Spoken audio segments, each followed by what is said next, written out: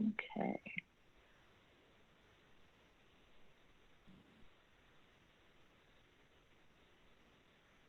All right. Submitting some more folks. We'll get started in just a sec. If y'all who are joining, feel free to turn off your videos if you want at the beginning here. We'll have plenty of time for Q&A at the end.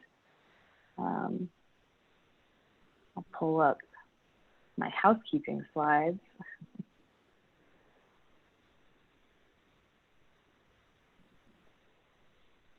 Great. So just give folks a couple minutes here to come on in. Got a lot of very good prompt folks joining right at the hour. So I want to make sure they get in. Okay.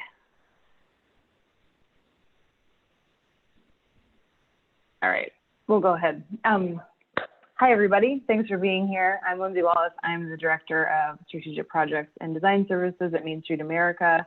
I'm thrilled today to be here with Jonathan Burke of Bench Consulting and Patronicity and Elena Madison of Projects for Public Spaces, two national experts in this topic. I know we've had a lot of interest in this topic, and we're just thrilled that they're able to join us to offer their experience and expertise in this area. So thank you all for being here.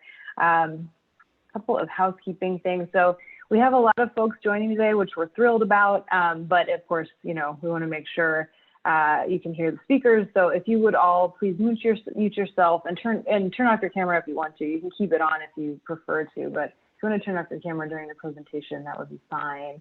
The session is recorded and it will be shared with registrants. We've had a few folks who registered and already reached out about that. So if you have any folks who ask you, just let them know it is being recorded currently.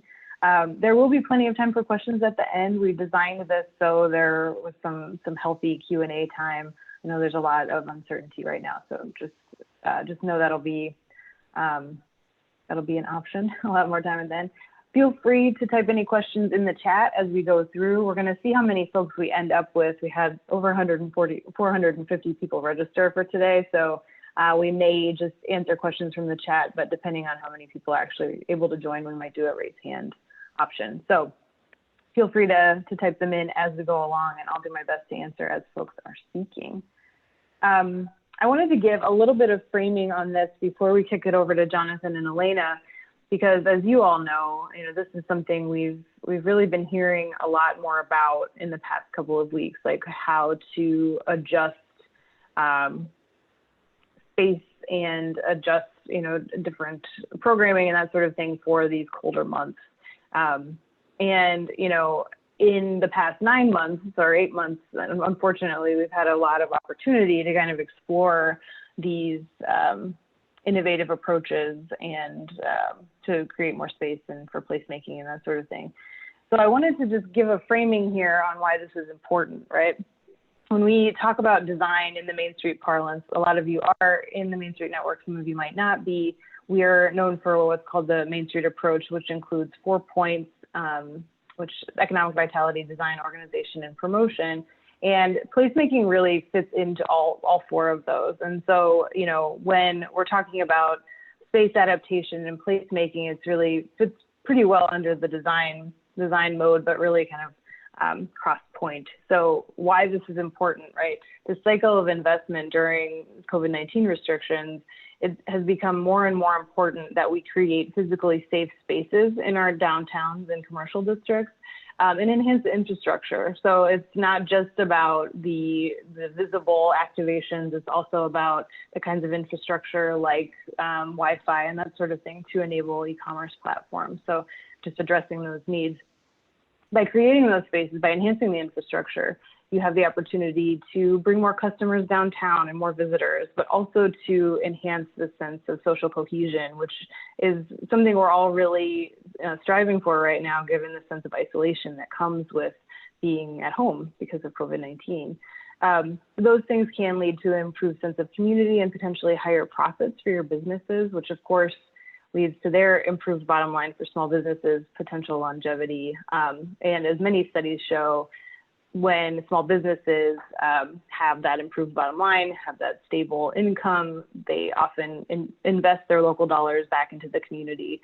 So this is something that, the cycle of investment concept is certainly something we explore in economic development anyway, but in terms of the COVID-19 response, the pieces that we focus on are slightly different.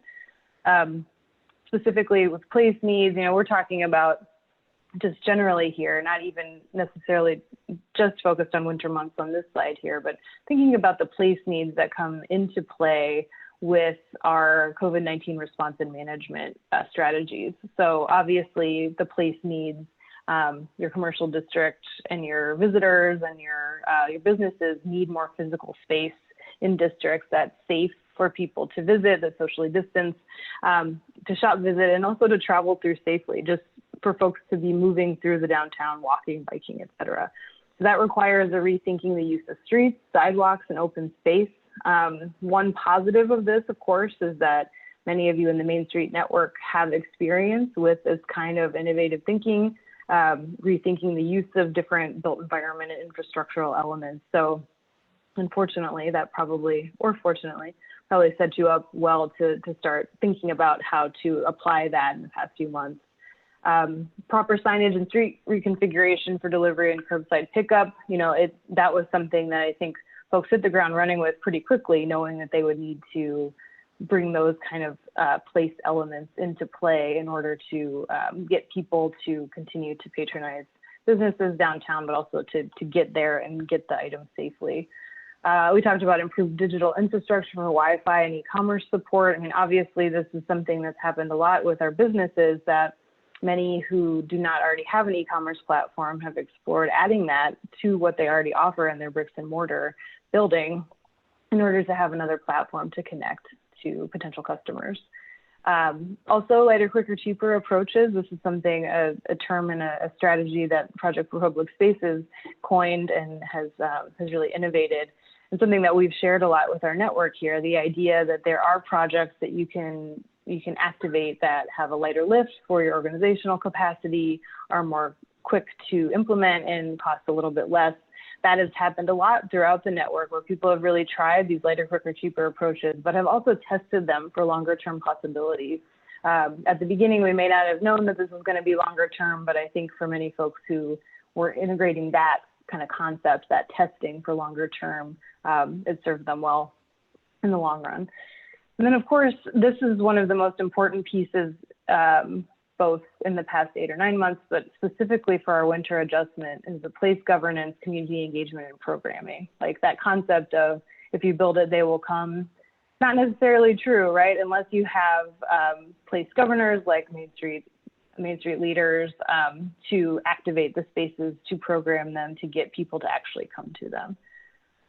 Just a quick note of some resources that Main Street America has been working on. So over the summer, we worked with AARP Movable Communities on a series of design-focused briefs, exploring some tried and true kind of planning, placemaking practices that have that many people have been advocating for decades, but looked at them through the lens of how to apply them in your COVID-19 response and management strategies. So you can check that out at mainstreet.org/AARP.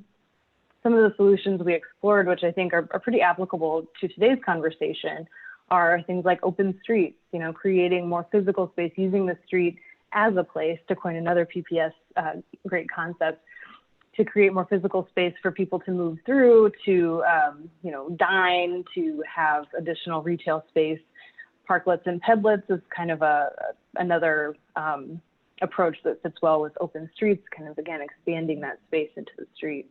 Amenities and infrastructure, so don't forget the small things, right, where you talk about sanitation stations, the importance of movable furniture, and those kinds of lower cost usually, but really important infrastructural elements to support the kind of space adaptation you're going for.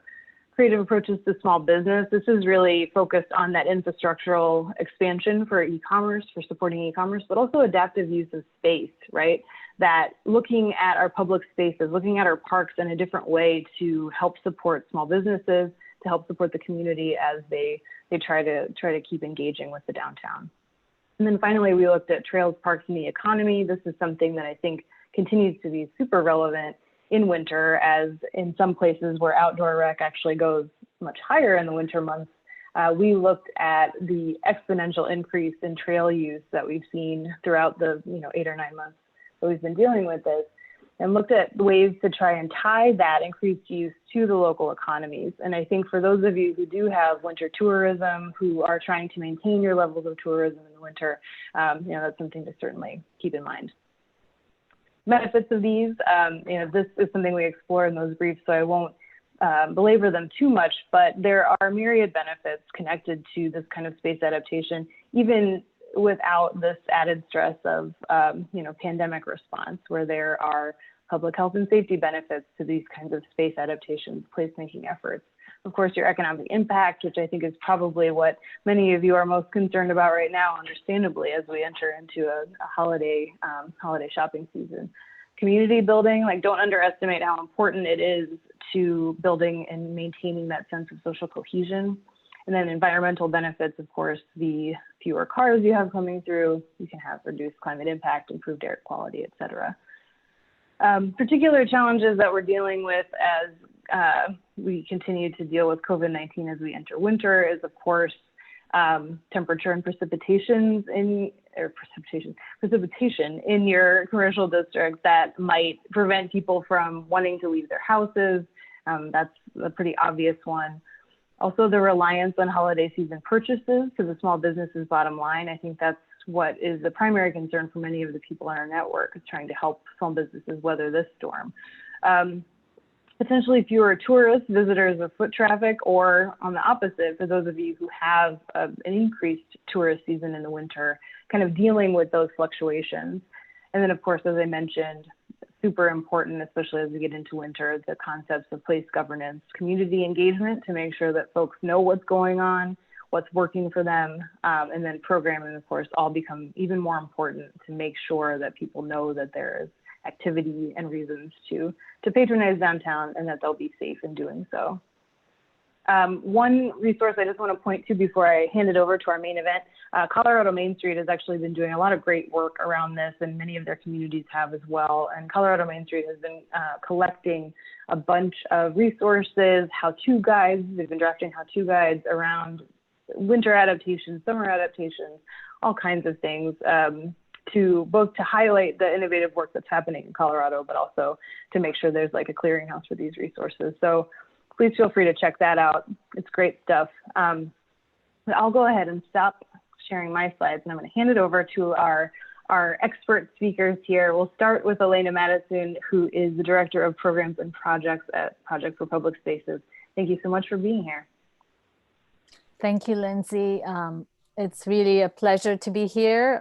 We've had a multi-year partnership with the Main Street Center, so it's exciting to see some of you again.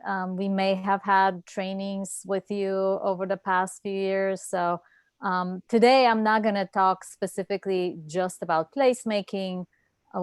What I've been asked to talk about and what I would like to share with you is some of our experience with creating active and exciting winter places and winter placemaking, but also some of the recent experiences of what we've seen with COVID and where the needs are.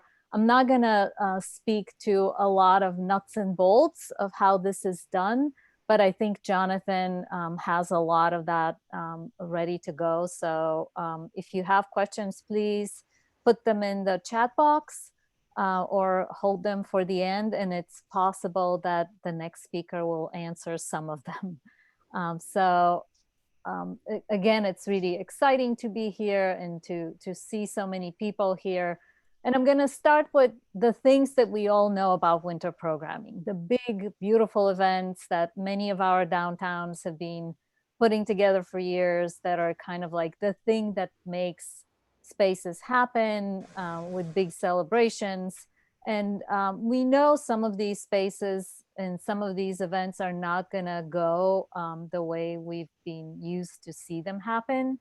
But we've learned a lot, I think, over the last 5 years, 10 years from other places, including other continents, from Europe and other places where we used to, at least at Project for Public Spaces, we used to very fondly think of European Christmas markets. And over the last 5 years, we've seen so much improvement and such fabulous work being done locally. You don't have to go to Vienna or Munich for a fabulous Christmas market. We have them in New York, in Detroit, and so many places. And we've also learned, I think, through putting some of these very special events together, some of the tricks that actually make them really attractive to people, make them comfortable, make people feel like they can actually spend more time outside in winter in fairly cold temperatures. But let's not forget, not everywhere in the US we have like cold, cold winter. And I wanted to share this photo with you from Discovery Green in downtown Houston, where I took the photo at the end of December, and you can see it's sunny. People are out in their t-shirts and they're ice skating at the same time. I have another angle. You can see the splash pad is still on. So everybody wants to engage in these seasonal events. It's been a strategy that public space advocates and managers and public space placemakers have known to be very effective and to attract people in a really exciting way.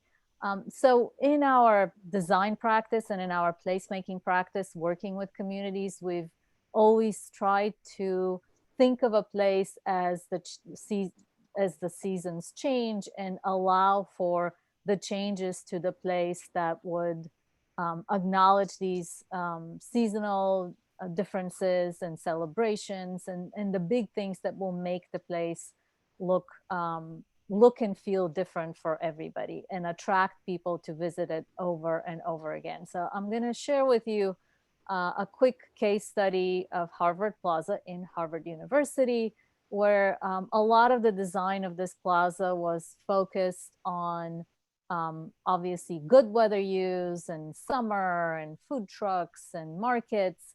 And as the conversation with the Harvard community evolved, it was very clear that there is need and desire to use the space in winter as well. And design allowances were made to create an opportunity for winter use. So this is the main space. You see it has benches, tables, chairs, pop-up tents, all the regular stuff. One of the interesting things that we did with Interboro as a partner there is that we designed this modular feature. It serves as a stage. It serves as a gaming area. It has like elements that can be moved around. And it was also created with winter in mind. So here is the same space in winter with the Winter Plaza, which in a kind of lighter, quicker, cheaper way was first tested in 2017. And over the last 3 years has been slowly but surely evolving as a place. You can see the fire pit kind of very central. And in 2017, it was not easy to get Harvard to actually allow fire in the public space. And I know earlier we had a quick conversation of like, how do you get permits for fire pits? In Harvard in 2017, it required a fire warden for every time the fire pit was going to be used and a fire extinguisher next to each fire pit until the university actually internally reviewed some of its requirements to make it easier to use. So here's our space, 2017. I don't think you see in the photo the fire extinguisher, but it is there. People are making s'mores. People are using the stage, which is converted into an ice skating rink. And I don't think we piloted them, but in this particular environment, it was kind of a new thing to experiment with other ice games, as you see the curling and ice bowling and a few other things, which had a pretty good success with the students. The food trucks were still there. And you can see a nice night view of our fire pits, super active. And I don't know, I'm guessing there is probably a fire warden somewhere outside of the shot. And I think at this point, 2 years later, there is a different protocol to make sure that these are safe. but it was a community effort, and we worked very closely with the Harvard Common Spaces team to actually develop a concept for the space that makes it easy to transform, or at least possible to transform it from a summer or pleasant weather space to a winter space. And I know today with COVID and everything else that's going on, there isn't as much time to kind of test ideas and make sure things work and get all the permits. So I think the challenge and what is interesting today is to see if we can make some of these changes and experiments faster, learning from other places. So you don't have to discover everything yourself. You can learn from what others have done, and then adapt and adjust to what is needed and what works in our own communities. So I'm going to show you very quickly on a much, much smaller scale. 2 years ago, in 2018, we worked with the Michigan Hillel in Ann Arbor. The Hillel is it's a student organization space. So they had a very kind of summer backyard. You can see the hammocks and the bean bags in the background. And we just worked with them to kind of update it for winter. And we started very simple. Yes, we had fire pits, and we had heating elements, and lights, and obviously students and food, all of these things that make things work. One of the big improvements of this space was that we were able to find tables that had the heating element included in the table, and it was an electric heating element. So I think for some of you where there is a limitation on how you can do heating, electric may still be an opportunity. So today with COVID, we have obviously a very different and in many ways serious challenge, both with the need for distancing and physical distancing specifically. I know we were talking about social distancing for a long time, but really what we need is physical distancing and a changed demand on our public spaces and how they function and what they do for us. And this is a photo from May of this year, Times Square in the middle of the day in the month of May, a completely empty space. So many of our spaces were in a place where people were staying at home, and we still wanted to keep business going. We needed to show the world and everybody that our spaces are safe, that they're welcoming, that they're still clean. We needed to even show people how far is 6 feet apart. And a lot of interesting solutions in many of our communities came from people on the ground who were kind of grappling with these questions. In New York City, our green markets were one of the first kind of organizations that really looked at how to make the market experience safer during COVID, including introducing masks, asking customers to wear masks, asking customers not to touch the produce anymore, which is kind of half the fun of going to the market, creating new rules of safety. So, and also thinking of how people queue and how they distance at the market. So a lot of innovation came from these very kind of grassroots, building the plane as we fly at places. And we've been learning from them ever since. Early on in our discussions, there was a lot of focus on hand washing stations and mobile hand washing stations, which are a great thing, but oftentimes they're a big expense. So a lot of simpler solutions kind of came along as people were starting to implement and use their public spaces because they needed to. We've also seen a lot of new needs, especially community needs for public space. This photo is from my own neighborhood in Jackson Heights in Queens, which last spring was very, very hard hit by and impacted by the infection. We had very high infection rates. People were very scared, but at the same time, they still needed to go to the bank, go to the check cashing place, get help, line up. And we learned through basically trial and error. Every business was marking up like the waiting spots on the ground, creating more space for people to queue in a safer way. Um, we didn't quite see as much of this in the United States, but I think we're going to continue to see more and more of it in terms of schools, classes, library events, and other things, other community activities actually taking place outdoors in public space.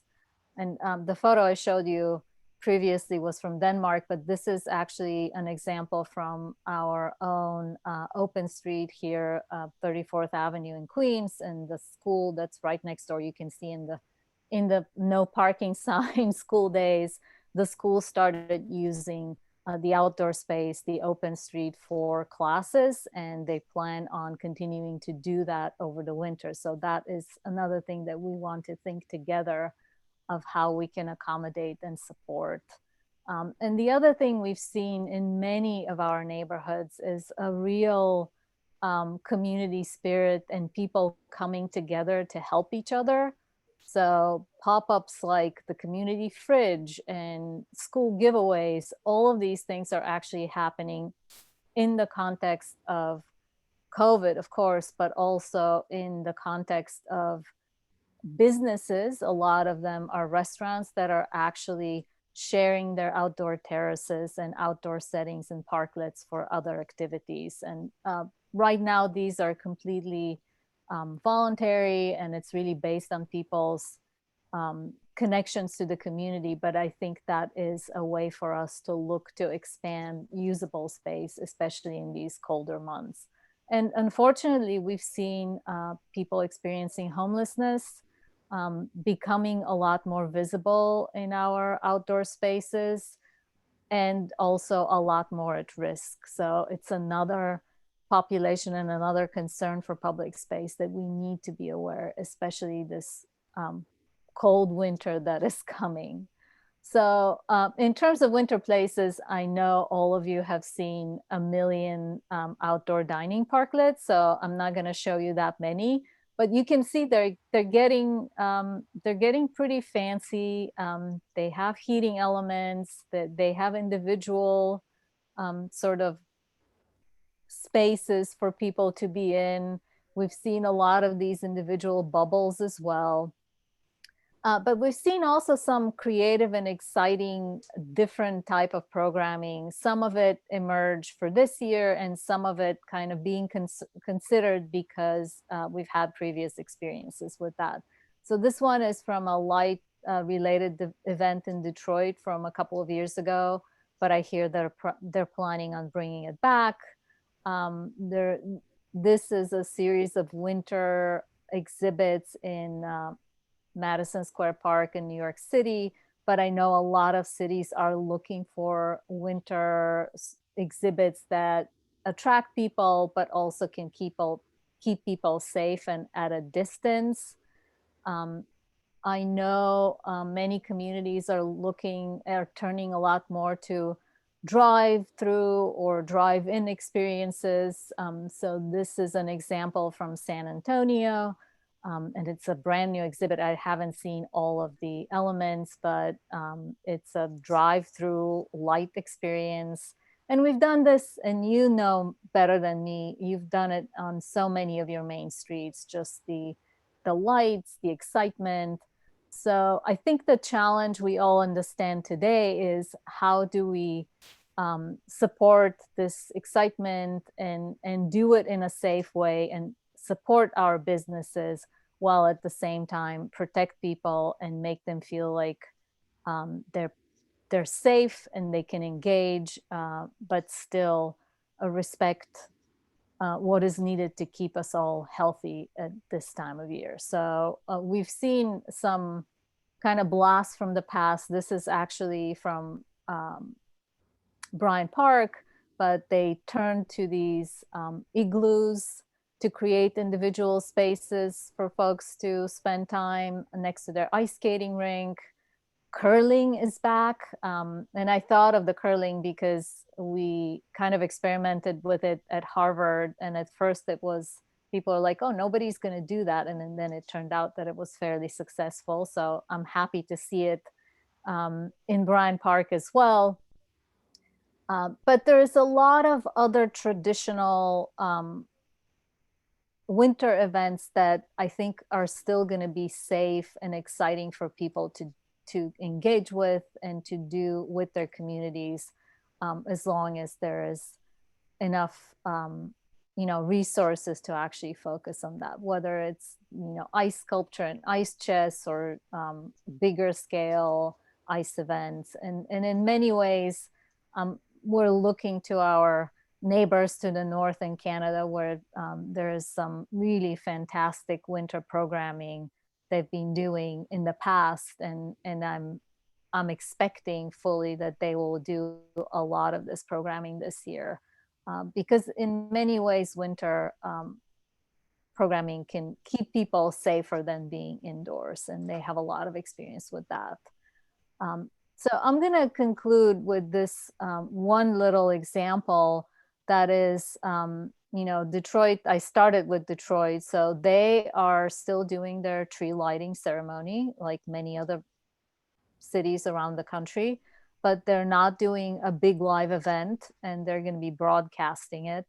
And I think that's going to be happening pretty much around the US. I know the Times Square Alliance is doing the ball drop like every year, but only digitally. And it's going to be a televised event that's going to be shared, but not the big crowds.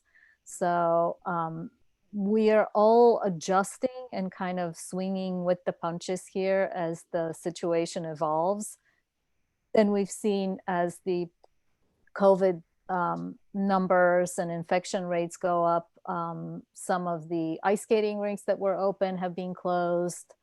And generally, we've seen our partners who manage successfully public spaces have had to be very nimble and very flexible, and really pay attention to what is going on in the community, and kind of react to the local conditions pretty much on a daily basis. So my expectation is that we are all going to continue to do that. And with some of our colleagues, we've been talking about making accordion plans.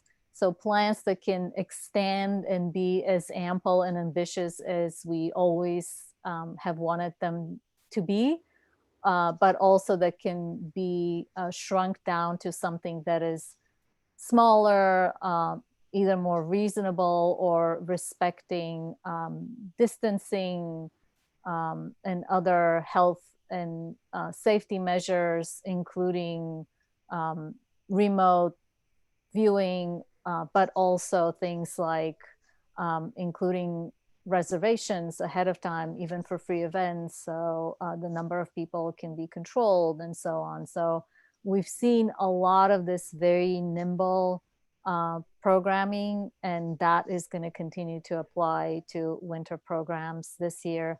But I'm also expecting that we'll see some really exciting new experimental elements. And one of my dreams is to see the really fabulous restaurant parklets that we've been seeing around New York City used for other community needs. Why not have classes or meetings or study groups in those parklets when restaurants are not using them? And we know the reality of how that actually works may cause a few problems, but people have been very, very resilient, and I'm sure we can find amazing solutions. So I'm going to stop sharing. Thank you very much. I saw there was a lot of bubbles with questions, but Lindsay, I think we're going to do the questions at the end, right? Or do you want to do them now? Yeah, we can hold them till the end. I've been taking notes. There's some great questions in there, and I know Jonathan has a lot to cover too, so he might answer some of them in his presentation. But we'll get to them at the end. Yeah, thank you. So with that, thank you so much, Elena. Great information, great examples, and now we'll turn it over to Jonathan with his great work. Thank you, Lindsay, and thank you, Elena, for the presentation. Let me make sure I get my screen share going here.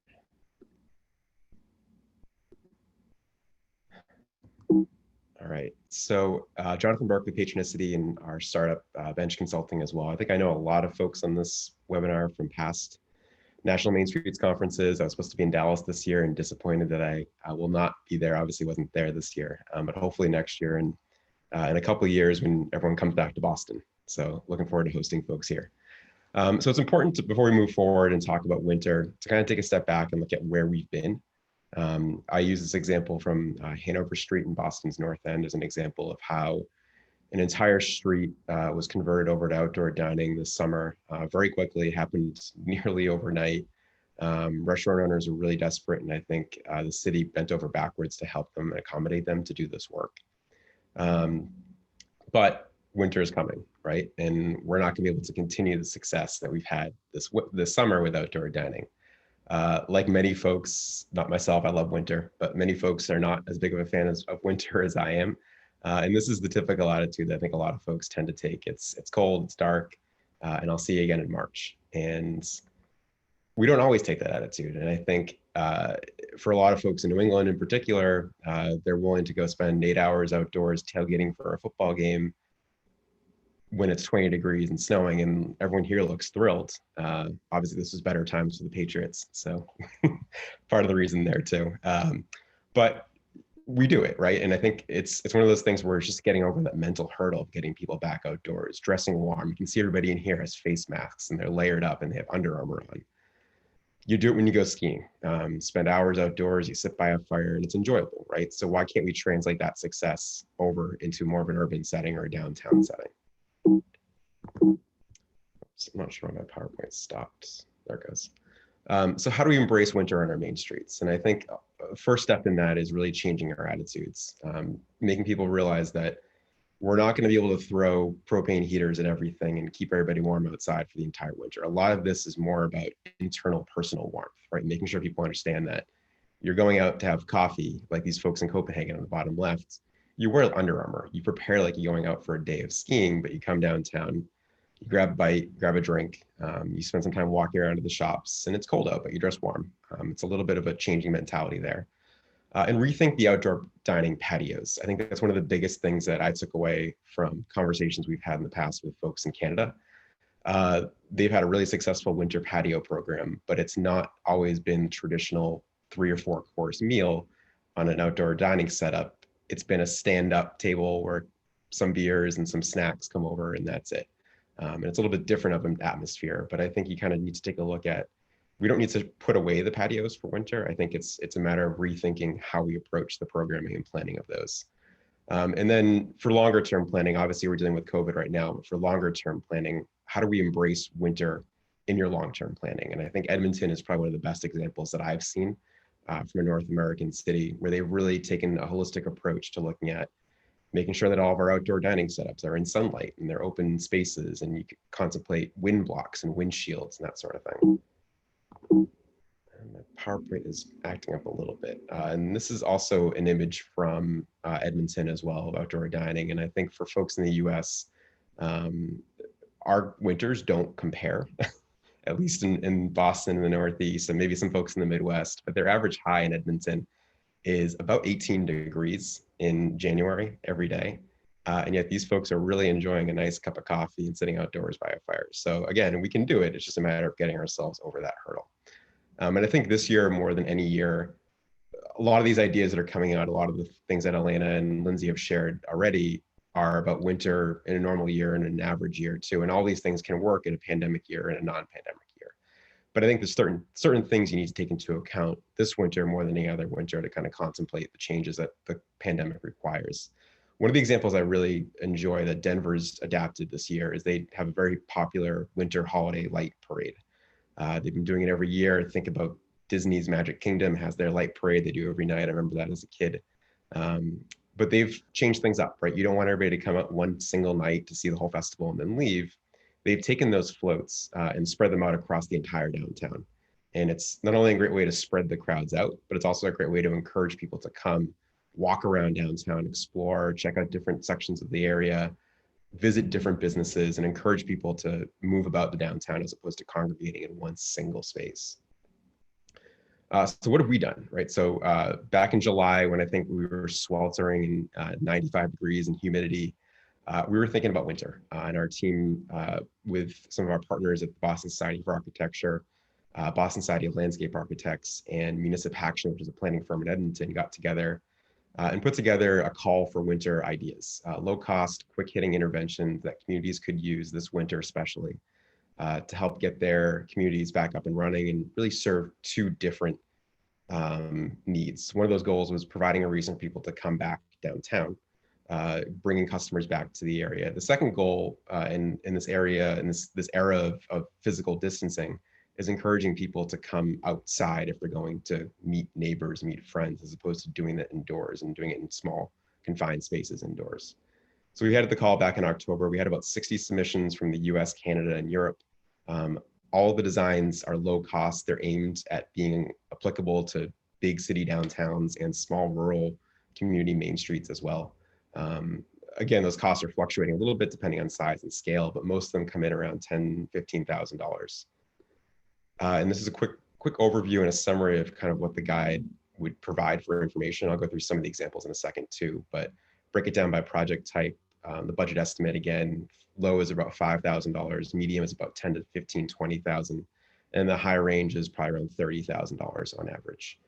We tried to give an estimate for implementation time and then install time as well, and then materials estimates and types of materials that you might need, level of maintenance for continuing maintenance, and then types of communities that we think these activations could work in. For most of them, they can be scaled up or scaled down to work in all three types of communities, but we tried to give an estimate for kind of what was the right fit for each. First one I want to share, and it's probably the fanciest rendering we have, and I don't want that to scare people. It looks very expensive. With all these designs in the guide, if you get a chance to dig in, it's about 80 pages. It's a nice weekend read on a cold day. But take a look at the component parts, right? There's fire pits, there's warming, there's lights, string lights, there's tables, there's wicker chairs. Break it down into those components and pick and choose things that you think might work. They even have trees in the background there, which can also serve as a wind block on your main street too for folks sitting outside. So to go through the guide, again, this is sort of an example of what you would see. Like I said, I mean, we have very fancy designs and very expensive designs. This is one of my personal favorites. Mostly for its simplicity. I think it's a matter of shutting down a very small street. This could work in a park. This could work in a back parking lot space, but just controlled, quick outdoor dining setups. Somebody can get takeout on your main street, bring it down to the space. There's some vendor booths for some hot chocolate or spiked hot chocolate if your neighborhood will allow it or community will allow it. The string lighting, the projections on the walls, and it's really a low cost intervention to kind of get folks into the area again and encourage them to patron those businesses in the area too. Another example that we've seen in the summer work well is Grand Rapids, Michigan installed these social zones. And I'm not sure if we have folks on from Grand Rapids, but really impressed with what they did in terms of not just setting up private outdoor dining setups for restaurants, but setting up more district-wide controlled outdoor dining spaces that people could bring food and alcohol takeout to. And they are continuing this into the winter, and I believe just received permits to have outdoor fire pits in those spaces too, which is a great setup for them. Again, just some more examples of some of the designs. This is an incredibly simple concept, right? This is just using evergreen trees for their natural characteristics of wind block. Stacking them together, it can create a festive atmosphere, add some holiday and string lighting to it. But at the same time, they provide a physical barrier for wind for folks that want to spend some time sitting in a space or even walking down the street, while also creating a very festive atmosphere, excuse me. A little bit of self-promotion. This is one of my ideas and our team's ideas for vacation on Main Street. Folks aren't traveling this winter. You're spending more time in your community. You're spending more time at home. How do you bring people back into that downtown for almost a vacation experience? So simple concept of providing every dry good and food vendor that wants it in the neighborhood with an outdoor cart. So they don't have to encourage people to come inside, but they can serve people outdoors and let them customize it. Give each business a stipend and let them customize their own cart. Provide some kind of lighting installations and then a warming station too. So fire pits, and we can talk a little bit about the practicality of that in a second. This is one example I just saw this week that I really wanted to call out up in Toronto. And again, a lot of these designs have come as inspiration from folks in Canada. But if you look at this, it was just a very quick back alley that looks pretty nondescript. I think a lot of cities and towns across the US have these extra spaces. It doesn't have to be closing down a street. You can find the spaces in your neighborhood that could work for you. And they created this winter setup. You can see it's fairly, if you break it down into the component parts, again, it's a fairly simple concept, right? They use cinder blocks and 2x4s for seating, fire pits, benches, some string lighting you can probably buy at Home Depot and set up into a archway. And they'll serve and sell outdoor drinks, adult beverages as well out there too. It's a great place to do some light controlled social gathering this winter outdoors. So 2 examples really quickly that I want to touch on in Massachusetts, and I know we have a ton of questions, so I'll get to those quickly, but the city of New Bedford, Massachusetts, and we're working with a number of communities in Massachusetts to actually help them take concepts from this guide and implement them into their cities. So the city of New Bedford had a successful outdoor dining program this summer, courtesy of a Mass DOT Shared Streets and Spaces funding program. And they want to expand that into the winter. So the winter plan is shifting some of that outdoor dining setup and materials into 2 downtown courts and essentially breaking it down. And they're pulling a number of components from different suggestions in the guide to have outdoor curling, which you've seen in a number of the examples already, outdoor dining setups, fire pits. They're going to have 2 fire pits set up in the area to keep people warm in a controlled space. In terms of the fire pits on this one, they do have to have local fire departments, at least for the first year, manning those. We are also working with a fabricator in Massachusetts to custom build fire pits that meet the requirements of those fire chiefs. So they wanted to make sure that the flame itself, if it was a wood fire, would be fully contained. So full steel casing around it with mesh to kind of keep people's hands out of it, and then a chimney to catch any embers rising up above. And you can see there's also a snow slide and a snow play slide that's included in part of this. So you have spaces for active and passive recreation in the space. I think the snow slide is one that we're getting a lot of questions about because we don't get a ton of snow, especially on the South Shore of New England. So we actually did some research, and the city did some research on how many days are cold enough to make snow. And we're actually gonna look at purchasing a small snowmaker for that space to actually build some snow. The other sort of benefit of having the snow slide space is that when you talk about snow removal, you can take snow off the street that you're shoveling away in the areas surrounding it and just pile it up in there. So you don't have to worry about removing it, but you can actually use it to your benefit for some of these projects. And I include a few pages from our guide, and I call it the page numbers too. So if you do download the guide after, these are some of the pages that she actually pulled concepts from and implemented them into New Bedford. So like I said before, you don't have to just take a concept and plug it right into your city, but pull different components and use that inspiration. And then North Adams, Mass. I wanted to take the context of a smaller city in Massachusetts. So New Bedford is close to 100,000 person city, so it's a pretty large downtown area. North Adams, Mass, way out in northwestern Mass in the Berkshires. Beautiful city, as you can see here in the fall, also in the winter and summer too. A lot of fun recreation out there. But it's a town of 12,000 people. So very small downtown, confined space. And some of their plans are really just aimed at, oh, I think I lost my photo that I had there, but some of their activations here are really just aimed at getting people to kind of come into the downtown and explore. So they're gonna have a number of different components in this area. Storefront displays with QR codes and some background displays of different vendors in the empty storefronts in downtown. So they have a lot of empty storefronts in the area, using local makers and small businesses that don't have a storefront to display some of their goods in those windows. As a way for people to explore and encourage people to walk around downtown. They're adding a fire pit into the area. So there's one small section in the area that will have some Adirondack chairs and a warm fire pit custom made for their city. And I believe in terms of that fire pit, they don't have to have the fire department, but they're actually training somebody in fire suppression techniques who can work on that. So a little bit different than New Bedford in the way they're handling it. And then another component is just different trees that are going to be lit around the downtown with each store owner or business actually customizing their own tree. Again, just little things you can do, interventions to encourage people to not just come downtown, but also explore. And I think one of the biggest things to think about here too is that these aren't just Christmas decorations. These aren't just holiday decorations. These are winter lights. And Gil Penalosa said it on a webinar yesterday. But really think about this as a winter activation. I think the toughest time for a lot of cities and towns is in small businesses is probably January, February, March, when it's the darkest, coldest post-holiday season. So really consider these interventions not just for the pre-holiday season or the mid-holiday season, but also for the post-holiday season, January, February, March. And that is it. I think without further ado, Lindsay, maybe hop into Q&A, because I think I can see we have a lot that popped up during those presentations. Yeah, sure. And actually, in addition to the questions, there are a lot of great resources people have shared. It won't surprise anybody. There's been a lot of really great work happening. So some great ideas in the chat, as well as another guide from Michigan Main Street, which is fantastic. So please check that out. There's also going to be, I don't know if you saw this, Jonathan, but Heritage Ohio is having a webinar with Edmonton about their winter adaptation. So yeah, feel free to check that out. So our first kind of group of questions came up during Elena's presentation. We'd love to hear both of your thoughts on this around pods, around like decontamination and wiping stations down. So kind of two questions with that. Have you all seen what the protocols are in managing the physical space in the pods, or kind of in those enclosed spaces, both the contamination, the wiping down, the decontamination, as well as the ventilation?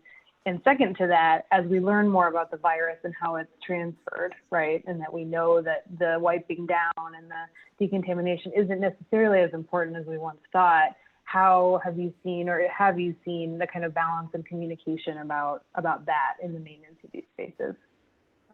I think I can take a stab at this, and then I'll hand it off to Jonathan. I'm going to start with the second question. That was, I saw the question around the Union Square Green Market. There is definitely a more evolved understanding of how COVID is being transmitted, but most of New York City and most of the green markets that I've seen are still following the protocol of limiting people touching produce and touching any of the products that are being for sale. They have already kind of organized their vendors to be handling all of the products. And I think from the point of view of, it may not be needed from the point of view of handling the actual produce, but it's still very helpful from the point of view of circling people through the space and around the vendors without overcrowding and without breaking too badly the physical distancing. Because I don't think once you get past your spot in the line, I don't think you really keep 6 feet apart from the next person. But most of the markets that I've seen have done a really good job at keeping the distancing and minimizing these contacts. So that's the one piece. On the question of the bubbles, I'm not an epidemiologist, and I'm trying to stay as informed as everybody else on these questions. And it seems like the bubble is only as safe and healthy as it is sanitized and regularly ventilated. The one kind of positive to it seems to be, again, from reading the literature that's out there, at least the popular and what's in the media, is that at least the individualized bubbles limit the contact or the chance, the risk to the group of people or your family or the people you're actually going to use the pod with. And you're not exposed to everybody who may be in an enclosed space, whether it's a permanent or temporary. Yeah, I think that's exactly it. I mean, we were being asked a lot about acquiring igloos and bubbles in November from a lot of different businesses and restaurants, and I think it's a great, if your dining group is your family or your pod, I think it's great. If you're going out for dinner with 6 people and you haven't been, if one person has it in that group of 6 that you're having dinner with for 2 hours, it's probably a guarantee that all 6 of you will get it. I think that's the concern, right? If it's just you and your spouse, or you and a close friend, or 2 friends that you've been kind of closely quarantining together with, it's safe. But I think beyond that, the literature that I've read and the conversations we've had, I think a lot of epidemiologists are a little scared by those because it's almost a guarantee because there's no ventilation in a lot of them. So, I mean, in a lot of the guide suggestions we have, a lot of those have not been geared towards outdoor dining. We have one or two in there that are outdoor dining focused. Like we're more so looking at how we get people back into those districts and how to get people outdoors again, not necessarily continuing outdoor dining. So. Yeah, I was also, that makes a lot of sense, Jonathan. I was also thinking that maybe we should be thinking of those bubbles the way we think of hot weather and cooling stations. So we should be thinking of them as a space to warm up for a very short period of time, which is the way you would use a fire pit. You're not standing by the fire pit for 2 hours, right? You're just there for 5-10 minutes, you warm up a little bit, and then you go on to your next activity. And I think that's probably the safest way to use these. Yeah, absolutely. Yeah, no, great points. And actually that segues pretty well into a few comments that had popped up that I think you all have seen about programming being really difficult because there are continued, I mean, we're all experiencing this, health department rulings coming down and recommendations and that sort of thing where people do have to cancel their programming. So, I mean, you've kind of hit on it, but I wonder if you could just underline the point around if you can't depend on programming, what's a good best practice to sort of focus on, if you have thoughts on that. Yeah, I think, I mean, the planning that we're doing in Massachusetts, obviously, we've been planning this for the last couple of weeks and months based on knowing that we're going to have a winter spike. I think this was sort of inevitable with COVID. So all of the plans, and I think Elena mentioned this earlier, are accordion, are flexible, are built to sort of change and ebb based on what the local health departments. I mean, every group we're working with is coordinating directly with their local health director and their local department of or board of health. And we've already seen plans change. We've seen groups that were working on a 3-day-a-week winter market in their downtown now push it off a little bit further into the year because the cases in that town are spiking. They're still going to go ahead with building it, but they're going to wait a couple of weeks to actually open it to the public. And then once they do, you have signups and it's 25 people an hour to go through. And that's sort of how you kind of can help control the crowds. The other thing I mentioned before too is don't do one-off events. I think you want to try to avoid as much as possible having a thing where somebody has to come for the immediacy of it, but people can fit into their routine of it's every Thursday and Friday for the entire winter. And we don't have to go this week, we can go next week and the week after. It's kind of something where you don't have to do it right away. Yeah, I've seen the same thing. Plans do have to change, and the regularity and potentially allowing multiple viewings or multiple experiences so people can sign up and you can cycle through people at a good pace that allows for distancing is one way. One thing I've heard from many of our partners, and I'm sure all of you are aware of, is that doing this kind of precaution and pulsing people and signing them in ahead of time is actually labor intensive. So doing less programming with COVID, whether it's in winter or summer, doesn't mean it's going to cost less money. And I know that has really been a challenge for organizations that rely on big sponsors for large events that can't happen right now. So that is something that we all need to advocate for and make very clear that it actually requires, I would say, more people power and more labor on the ground, and potentially, I think, hazard pay, which I know, for example, New York City Green Markets did for their staff in the spring. I don't know if they continue with the hazard pay, but it's actually people intensive if we want to keep everybody safe. Yeah, no, I would agree with that. Just a couple of things to add, I would say, based on conversations we've had around this with the network. One is that, the importance of having multiple ways for small businesses to connect to customers, including e-commerce, including curbside, including delivery. The more that the Main Street organization and your local partners can help facilitate that, whether it's recommending platforms or whatever, that's crucial.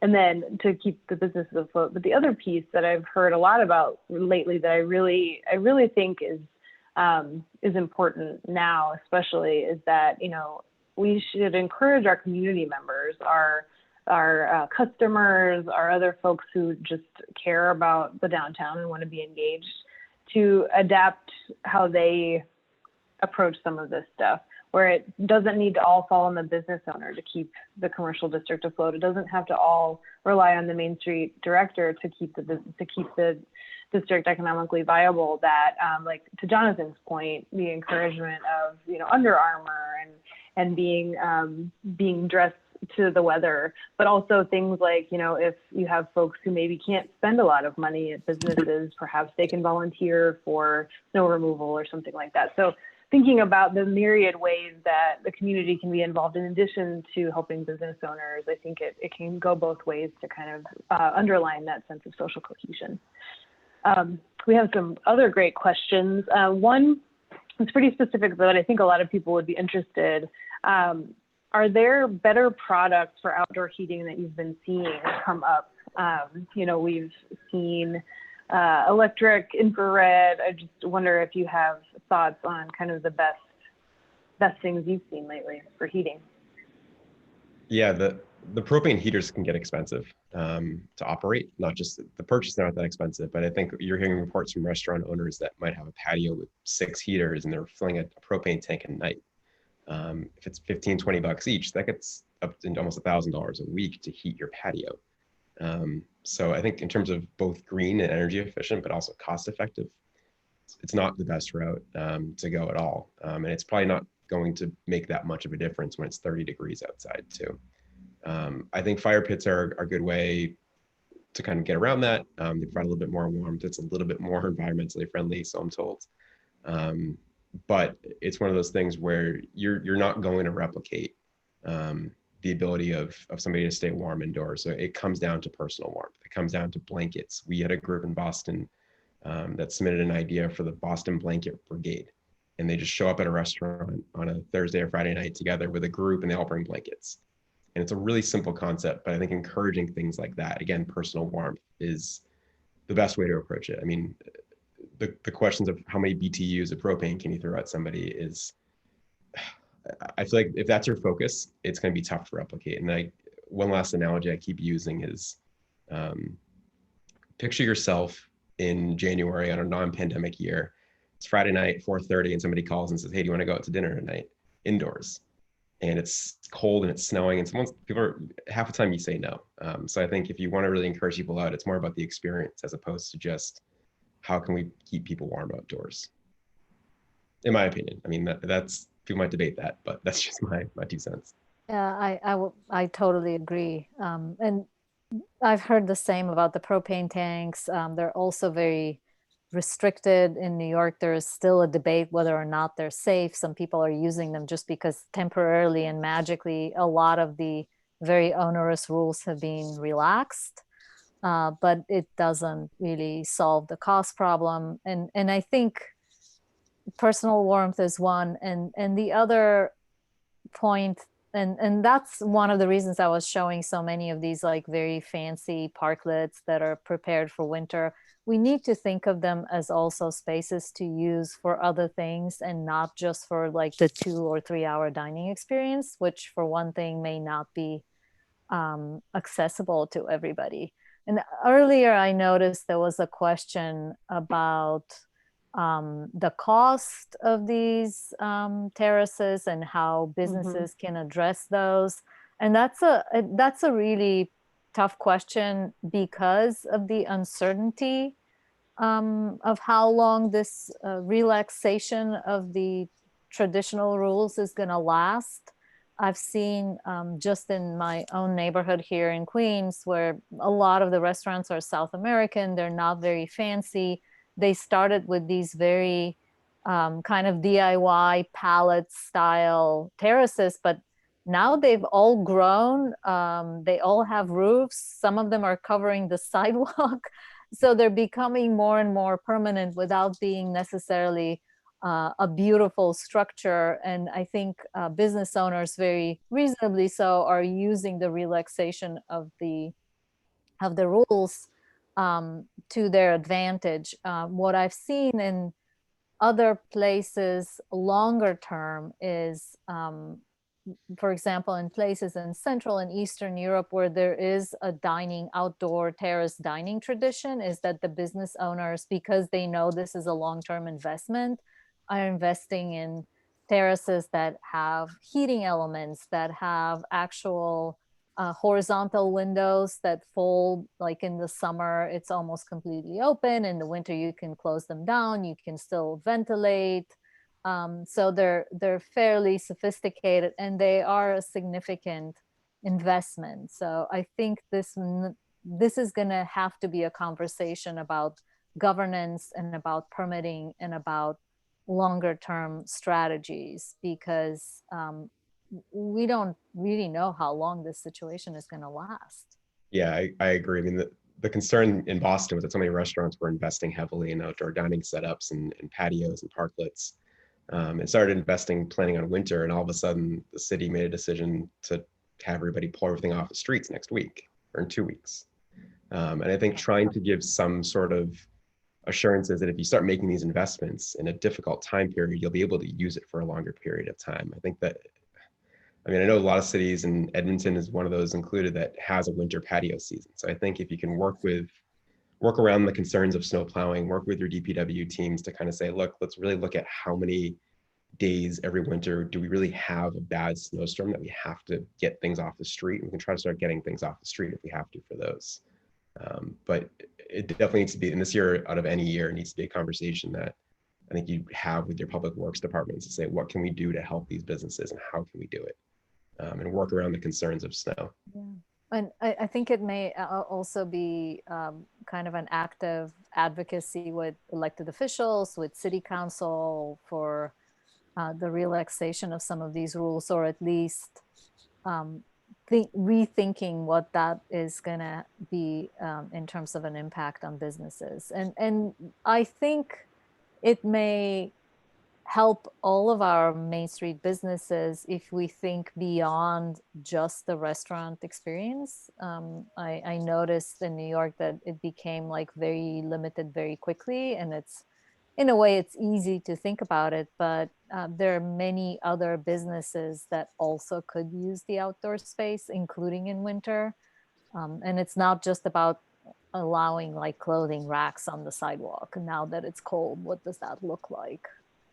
So I think it's going to require some concerted advocacy and real thinking on how to make it workable for everybody.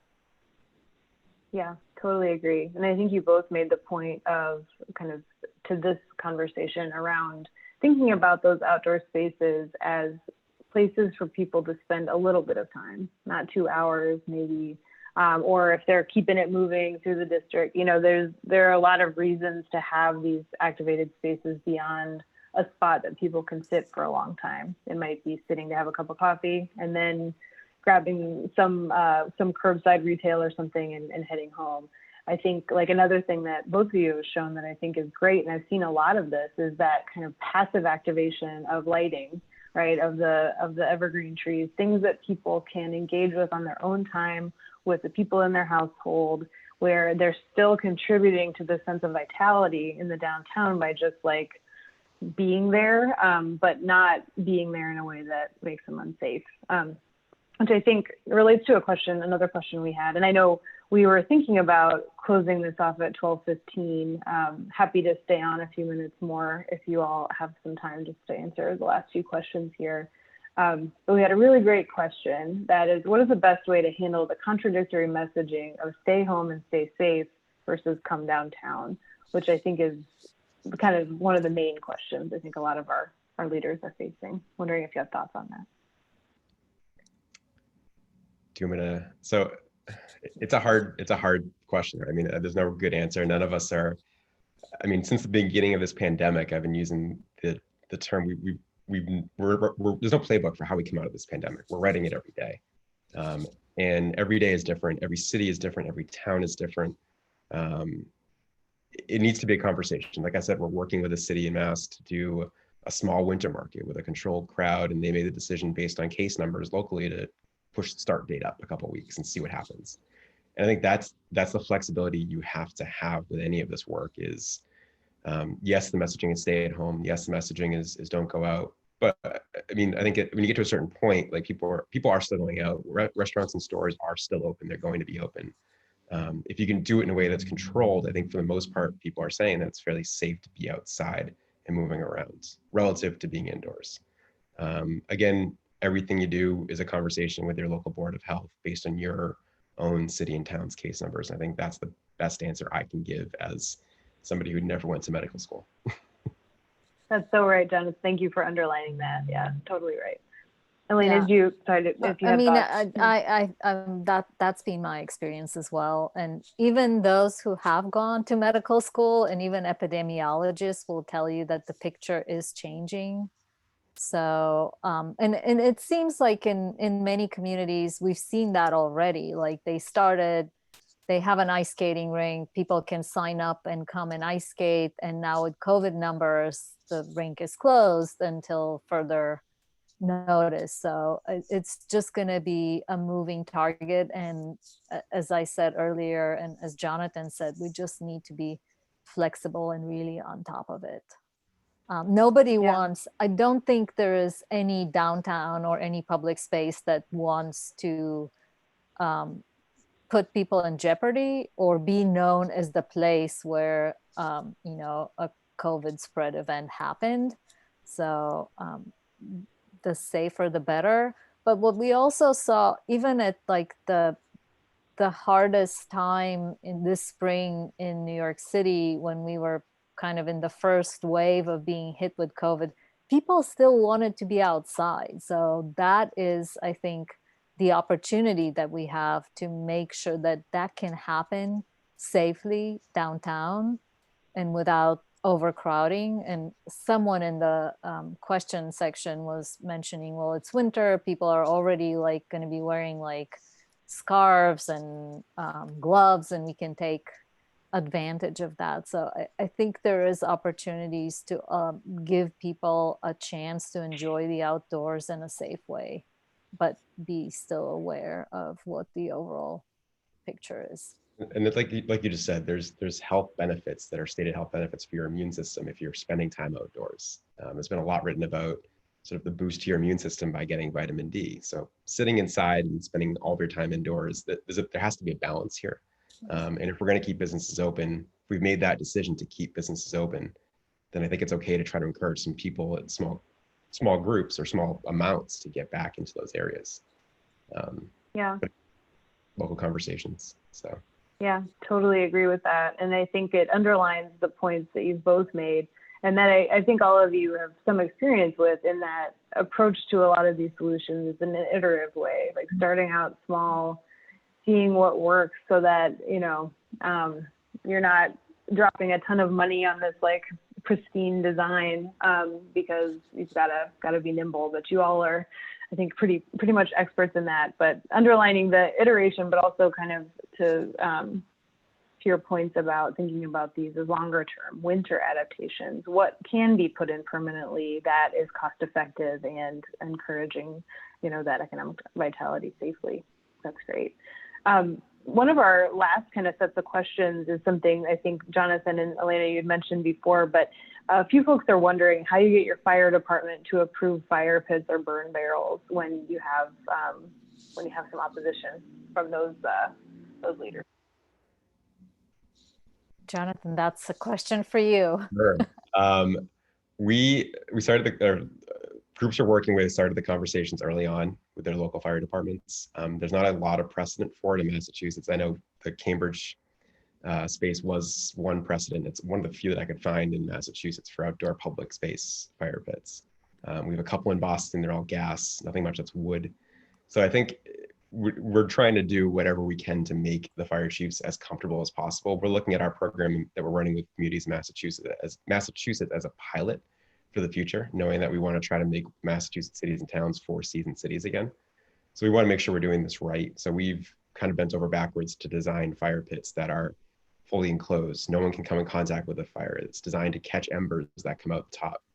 It's manned and staffed entirely based on the requirements of a local fire chief. Like you said, whether it's the fire department that needs to have somebody there the whole time it's lit. Someone just mentioned too, 15 feet away from structures. I know that some cities that have even further restrictions too, that have to be further away from structures. But it's really just have that conversation early and probably now with your fire chief to see what they're willing to do, and then see what the requirements are and kind of work with that. Yeah, makes a lot of sense. Underlining that local conversations piece, kind of relying on the relationships you all have built and maintained to see what's possible. Makes a lot of sense. One thing that has popped up a few times, and I think it's a great point to underline, is relationships and partnerships with your local libraries, but I would expand that to relationships with your local anchor institutions too. I mean, libraries are wonderful in terms, well, of everything, but certainly in terms of activation and programming and community engagement. So don't forget them when you're thinking about, you know, the challenges that you're facing right now. But I would expand that to other anchor institutions you have around who may have additional relationships at the city, or have ideas that have worked before for activation, even if it's, you know, passive and limited. If you have a local hospital, especially, I mean, certainly you want to talk to your health department, but if you have a local hospital, it's a wonderful institution to connect to, especially right now in our ever-changing atmosphere. I wonder, so I think we've covered most of the questions. These are great. And in the chat, there's so many great ideas. I mean, you all are so inspiring with the innovation you've turned to in this time. It's mind-boggling, but it's really, really great stuff. If you have any other questions, feel free to pop them in. As those are coming in, Jonathan, Elena, do you have closing thoughts or things you want to make sure to impart? I mean, I think we've said most of what we wanted to say. For now, we're all going to just keep an eye on what is going on health-wise, but also what are the needs of our communities. One thing we didn't talk as much about this time around is the community engagement process in the design and the ideation, in addition to the use of these spaces, whether they're summer or winter, but especially in winter spaces. And I feel because of COVID, because of the difficulty of face-to-face meetings, a lot of the conversations have been somewhat impersonal. There's surveys, there's digital stuff, but that's why I think it's very, very important for us as place managers and designers and place makers to actually pay very close attention to how people react and interact with what we're creating and what we're setting up, and really, really kind of listen to the need there and adjust with it. Because I've noticed that's one of the great exciting things of being in this moment where it's like, oh my God, we need to do this quickly. We need to solve this problem now because, you know, we need it. There's no time to waste. We don't have 6 months for a community engagement process, but at the same time, we don't want to leave that behind. So that is my parting thought. Right on. Yeah, I wouldn't add too much to that. I mean, the same thing too, just make sure you're engaging your community the whole way. I mean, we're viewing everything we're doing in Massachusetts in particular, and with the guide as well, as something that's not just for this winter, but for winter's future, right? I think if you talk to most small businesses, retail businesses, restaurants, January, February, March are probably their toughest months of the year, because folks just don't want to go outside. So how do you move that needle a little bit? Not just for businesses, but also for the individual health of your community. Get people back outdoors, make your community a little bit more social. You may have to do more to get people outside in January, February, and March, but I think look at some of these small interventions as ways to kind of do that both this year, but also for winters in the future post-pandemic. Yeah, absolutely. Well, I'm not seeing any more questions come in. I think you all have my contact information, so feel free to send over any other questions you think of after this. But I want to give a hearty thanks to Elena and Jonathan for sharing all of your expertise and your experience and your thoughts on this. I know it's a huge concern for a lot of our network now. So thank you for joining us and sharing that. And thank you all for being here and for sharing your great work too. There's a lot going on out here, but I think together we can get some ideas, share them, adapt them, keep having your local conversations. So thank you all for being here. We'll record, this is a recording, so we'll have the link, and we'll send a PDF of the slides with that as well. So, and I think Elena and Jonathan, you have your contact information on those. So, yeah. Wonderful. Great. Thank you. Okay, well, thank you all Lindsay. so much. Yeah. Thanks for having us, and thanks everybody for joining us, and thanks, Jonathan. It's been great. Thank you all, and happy winter. Happy winter, yeah. Get That's the right. sweaters out. That's right. All right, take care all. Bye. Thanks. Bye-bye.